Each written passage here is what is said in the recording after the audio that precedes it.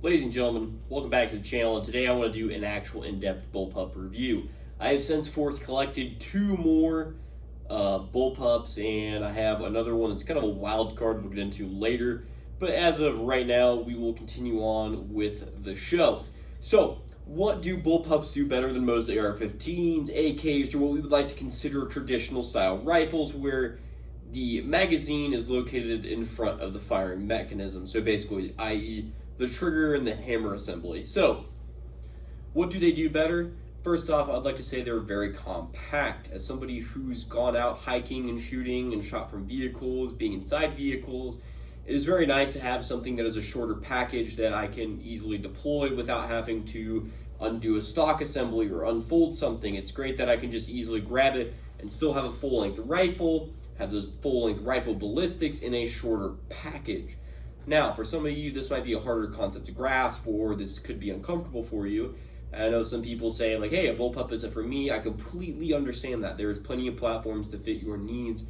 However, I would like to say that you should give a bullpup a try at least once, whether it be a AUG, or IWI, or an RDB, or a Hellion. It's up to you guys what you wanted to use. But we'll get into it straight off the get-go.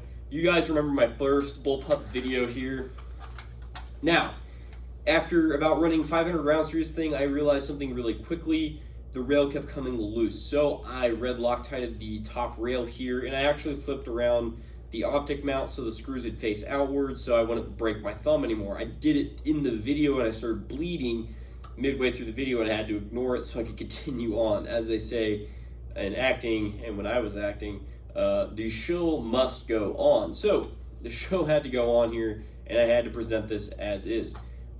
This rifle is actually currently set up for a suppressor, and it's also set up as kind of a multi-role rifle. You know, you can use it as a CQB rifle and then also kind of use it as a marksman's rifle, but it's all up to you. This has a 1-in-7 twist barrel, so I do have to run the heavier weight bullets, so like 55 grain is kind of the bare minimum I can run efficiently, and then I have to go up from there basically. So that means your 62s, your 75s, and even your 77s. However, this thing is really compact and it ejects straight down. So whether you're a lefty or a righty, this rifle can be used. However, if you're firing from a moving vehicle or in a vehicle or in some place where rounds will drop into your lap, especially this thing, it gets very hot very quickly and will dump hot brass onto your crotch, and it will burn holes in your jeans. Ask how I know. Anyway, this rifle is probably one of my favorites and was my starter, and I will probably never sell this. This is probably one of my favorite rifles. One of my coworkers, before he even got an AR-15, got one of these because it was something different. He saw all of his buddies having AR-15s and having problems getting them out the window of their pickups when coyote hunting, and he picked this because it would be shorter and easier to use, and he was right. He had better ballistics than them, and it was easier to handle than most of the AR-15s he was seeing his guys run. So this was a welcomed change in the group. Now, the LPVO that I'm running is a Burris RT, I think it's the RT6. Yep, the RT6 and the Burris Fastfire. So that is their little 3MOA dot, and that is their 1:6 LPVO by 24. And it's probably one of my favorite optic combos. Just how it comes set up, it is very kick-ass. I love it. For those of you who are wondering what sling setup you got, I've got to be honest, it comes with a really cheap sling, but if it ain't broke, don't fix it, I guess? I kind of want to fix it because it is a pain in the dick when you have to navigate this son of a bitch every time to get in it. However, if you set it up right, it becomes actually a really good tool on keeping the weapon just under control while walking. And also the rig I'm wearing is something I built for bullpups or rifles with longer stocks, so I can actually look down the irons, well not irons, but optics in general that require magnification. Because if you know anything about magnified optics, eventually you'll get tunnel vision from it. So, moving on from this rifle, looks very Star Trooper-esque kind of thing, but there's even one that gets more down the line that looks like this. But however, this does look like maybe the Halo Reach battle rifle, well not Halo Reach, Halo 3's battle rifle, Halo 2's battle rifle. I don't know, take that as you will. I know Halo likes to use bullpups because they were very futuristic and they look really good. And I mean, they look really good doing it too. The controls are easy and ergonomic. Actually, like, for how cheap this rifle is, it's really easy to use. and Kellerin Tech was thinking really well when they put this thing together. It even has a odd charging handle or similar, so I can actually do an HK slap or an AUG slap. Kind of do a little bit of both there. It is very noisy, trigger's very heavy, very crunchy, and it's hard to say why I would pick this one. If you're in a budgetary constraint, by all means, pick this one. It's good, it's great, I like it. It's really kick-ass, it's very fun. I like it a lot, and I recommend anybody to get one personally. I think they're really cool. They shoot great, they shoot fine, and as long as you tighten down the top rail, you'll be fine. Okay, moving on from there. Let's go into the Croatian VHS, because this is one that I really liked, and I didn't think I'd actually get one because I didn't like it.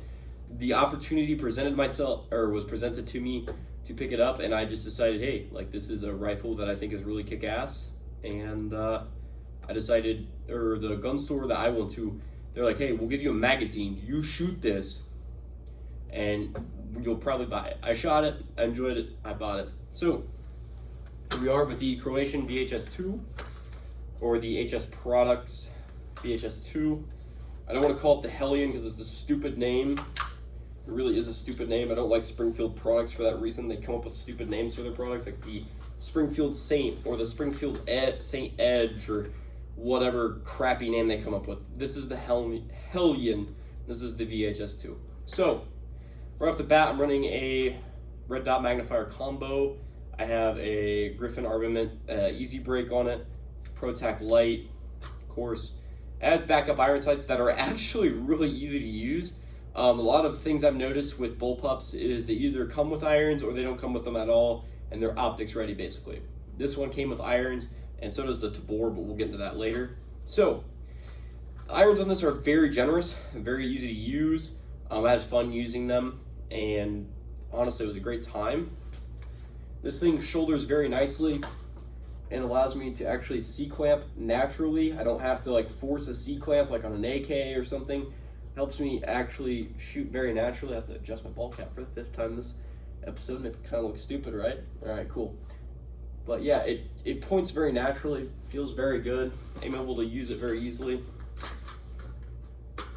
The mag release isn't really that easy to use, because if I have to dump a mag, like let's say like hot swap, I have to actually still come back no matter what, dump that mag, and then grab a new one for my pouches.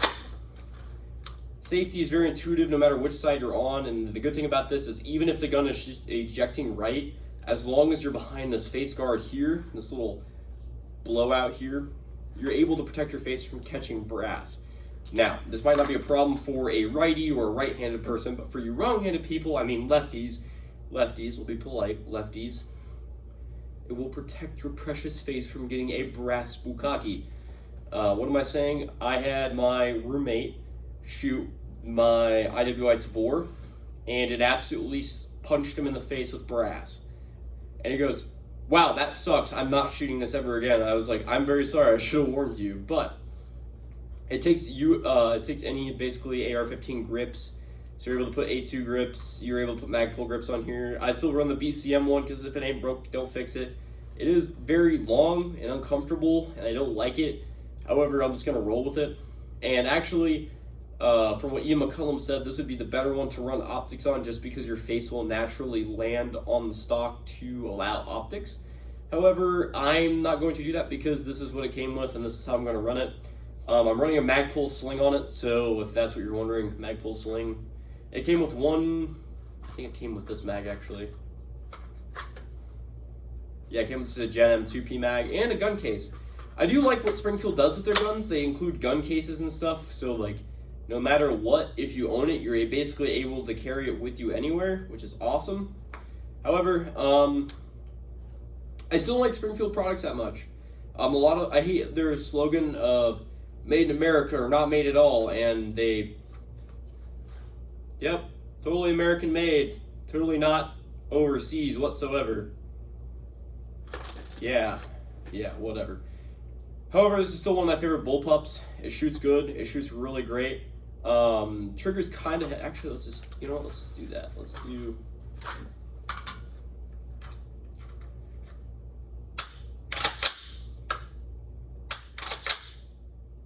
I I gotta go way, no, I don't have to go way out. But lots to take up, slow creep, crunch, crunch, crunch, break. Reset is defined and audible. So that's awesome. I'm not gonna do the Keltec RDB because we've already done that one, and that one is just loud, crunchy, and not very nice to listen to personally. And I don't want to be that guy and just sit there and go like, hey, let's check out this gun for the 5th time. But at the same time, I've done that with the Mini 14 like 4 times now. I think I've had it in videos where I'm like, oh yeah, this is my Mini 14. Still haven't made a video about it yet. I'll keep alluding to it till I'm happy with it. But that being said, this is probably my 2nd favorite bullpup in my collection. And I don't know what else to tell you about it aside from that it is a bullpup and it does shoot 5.56 NATO. Again, it's at 1-in-7 twist barrel rate. So again, 55 grain and up. Don't try to venture lower or you'll just get stringing and very bad groups and so on and so forth. I hate being that guy, but yeah, that's how it works. So I'm out of the sling here. Put this down. It does have an adjustable stock, but to be honest, the whole reason we have a bullpup is to run it as small and tight as we can, because the whole ability of the bullpup to be smaller is the whole driven concept of having a bullpup. You want rifle ballistics in a smaller package. So what do? So this is my 18.25 inch barrel IWI Tavor, and what we have here is, again, basically the whole rifle here is contained. So this has really great ballistics. It shoots really great, and this is one of my favorite rifles to shoot. Honestly, it's my new preferred bullpup just because the ergonomics, the way it's set up, the way it's usable. Sure, it just has a red dot, or not a red dot, but a holographic on it as an EOTech. And I just like EOTechs just because of the way they're set up, and especially if you have stigmatisms or maybe you got surgery in your eyes. This allows you to easily pick up the dot without having all that fuzzy, sparkly stuff around your eyes. So then you can actually see. Everybody who has stigmatisms will understand what I'm talking about, because a 2 MOA dot is not an actual 2 MOA dot for you. It's probably a fucking 6 or an 8, and it sucks ass. That being said, this rifle is very fun. I love shooting this thing. I brought one of my friends from the Marine Corps over to shoot this. He says, I've never shot a bullpup or a suppressed rifle, so this will be interesting. He shot it, he thought it was the shit, he absolutely loved it, and he thanked me for letting him shoot it. And this thing is pretty fucking sick. To say the least, it does punch out to 300 pretty easy. Always punch out to 300 easily. If there's no like competition or challenge with it, it just takes a little bit of practice and knowing your holdovers, especially with this, just having the holographic and not the EXPS 33 that comes with it. It takes a little bit of time. The good part is, though, it does come with backup iron sights that are easily deployable and co-witnessable through a red dot or holographic sight. So even if my dot goes down, I'm still able to use that front sight there, or have a co-witness there. And as well as there is a tritium front sight here, so that means it does glow in the dark. So I don't have to worry about, okay, lights go out. Oh shit, I still got a front sight that I can use and kind of justify where I'm aiming. But I mean, if you're in close quarters anyway, you're probably just gonna point and shoot at whatever moves. That being said, all the controls are pretty easy to use. It's not like the Keltec RDB, but it still is pretty easy to use no matter what. My finger actuates and drops the mag over here. My bolt release is back here. Just kind of smart because no matter what, you're going to be taking this mag out anyway. You're going to be putting a new mag in, pushing that up. It's going to go click, whatever. You get the idea. Safety's good. They make tons of different handguards for this, so maybe 1913 rail isn't your thing. And they also have rail covers that slide off. So let's grab this one, for example. You push off, push down. Am I doing this right? Okay, I am doing this right. And you just push down on that. Rail cover begins to slide off. And then you're able to put a foregrip or a rail section or whatever you want to put on here. The world is yours. The world is yours. Here we go. But yeah, made in Israel. So if my kind of motto is, if you've been fighting somebody or you've been fighting thousands of countries for years, and you're still around, you've probably been doing something right. And Israeli weapons are pretty much the pinnacle. Now, a lot of people will say, I don't trust guns made by insert racial quota here. I don't trust guns that are here. I don't care. This gun works. It does its job very well. Now, while the Croatian VHS also looks like it's from Starship Troopers, this thing, I have no idea what movie it's from, but it's fucking badass and I love it. I love this thing. It looks super cool. Looks absolutely baller. Shoots well suppressed. I don't have to adjust it at all. I literally slap a can on it and it's ready to go. The VHS-2, I have to have a tool. I have to crank it over to a specific gas setting. And same with here. I have to put the gas setting on this. Then I want to get puffs of gas in my eye. Just give me that little kiss on the eyeball there. This is awesome. Just because I grab it, it does give me a little bit of gassiness, but it's not as bad as, let's say, like a Kel-Tec CMR30. It's not that bad. If you ever suppress the Kel-Tec CMR30, you'll know what I'm talking about. I do have a surprise one, so I'll come back and do that. Just set you here. Okay, I'm back. I don't know if you know, but this is the Kel-Tec KS7. This is a 12 gauge shotgun, and this thing will beat the shit out of you. It holds 8 rounds in the tube, 1 in the chamber, and you can attach a light up there and do whatever. I was going to make this my bedside gun just because of the capacity and the way it worked. It's more of a range toy now. This thing kicks, and it kicks hard, and there's no way to actually put a better butt pad on it. There's no way to actually, like, get any sort of cushioning out of it. It is straight recoil. It's like grabbing a glass of Everclear and just chugging it. That's what it's like, and you're doing it 8 times. Well, 9 if you have one on the tube. And it fucking hurts. It really fucking hurts. To say the least. It has an easy to use sight. You literally put whatever's in the trench. Whatever's in the trench is what you're shooting at, and the safety's right here. And then to load it, that's the tricky part, because you can either go like this to load it, but you also have to go across the body and somehow wiggle your thumb in there, or you can go like this and kind of load it from like a pouch maybe. There's no good way to load a bullpup shotgun, sadly. I wish there was. The Tavor or the IWIS 12, you literally load from the side like this, like it's a lever gat, which kind of makes sense because you'd put it in your non-dominant hand, so we put it in our left hand here, we'd grab from a pouch here, and we'd be loading 1, 2, 3, 4, rotate, 1, 2, 3, 4, rotate, and you keep doing that. So that's great. That's an easy system to work with. Because I've shot a TSW or a TWS 12, I think that's what it is. I'm sorry, I don't know exactly, but that's what I would do. That's how I would run it. It seems easy. For something like this, this is very complex to run. Got to turn the gun over, and then you got to like stuff rounds in the butt of the gun, and it's really odd. Like with a bullpup, like magazine fed rifle, makes sense. You're able just to, we'll grab the Kel-Tec RDB for shit's sake. It's made by the same company. With this one, you're easily able to, your mag release is right here. Do that. Mag comes in, I come up, I push down, or I slap, depending on what's going on, because I can easily just do this. Like that, and then slap when I get the new mag in. So yeah, it's easier just to do that, which is kind of why I think shotguns are more of a breaching tool or kind of like a clearing tool. And even like operators who run shotguns, every time I've ever talked to somebody who's ran a shotgun basically says, I use it to pump rounds through a door, and then I'm on my sidearm, because he's like, I do not want to be dicking with a manual action shotgun. And that's why the Marines went with the M1014. So did the Army went with something semi-automatic. They do have shotguns that are manual action for other roles, but typically breachers will stick with something that they don't have to fucking worry about in a clearing situation. Basically something gas or inertia operated. We're seeing this now with like Beretta 1301s and the Mossberg 940 Tacticals. We're seeing this with a lot of shotguns nowadays. We're trying to find something that's very reliable, very easy to use, and kicks fucking ass. This, really cool, fucking batter an ass, beats the shit out of you. That's the one problem with it. It's super cool, really kick ass, it beats the fuck out of me. That's the only qualm I have.